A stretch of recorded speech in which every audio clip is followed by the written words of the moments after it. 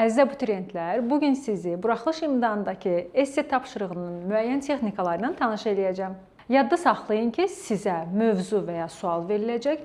Həmin mövzu əsasında ən az 100 söz yazılmalıdır. Yazı bir abzasdan ibarət olacaq. Yəni sizin esseni paraqraflara və ya abzaslara bölməyə ehtiyacınız yoxdur. Burada əsas məqsəd məntiqi ardıcıllığı gözləməkdir. Yəni sizin esseniz leksik qrammatik baxımından tam düzgün olsa da belə, məntiqi ardıcıllığa riayət eləməmisinizsə, təəssüf ki, balınıza mənfi təsir göstərəcək. İndi isə sizə 4 punktdan ibarət esse quruluşunu təqdim edirəm. Birincisi, topic sentence. Mövzunun əsas fikrini ilk cümlədə bildir. İkinci punkt, supporting idea 1. Bu nə deməkdir? Sizə verilən sual və ya fikrə cavabı siz ən azı 2 səbəb, fakt və ya fikirlə cavab verməlisiniz. Yəni, bu səbəblərdən birini yazıb, digərini yazmasanız, bu da sizin balınıza mənfi təsir göstərəcək.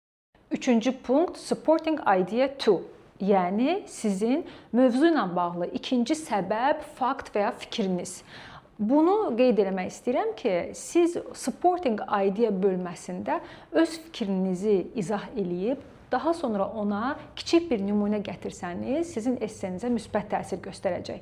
Dördüncü punkt, concluding sentence. Burada isə fikrinizi qısa şəkildə tamamlayırsınız. Əziz abituriyentlər, növbəti videomda isə bu 4 punktu nümunə esse üzərində tətbiq eləyəcəyik. Uğurlar!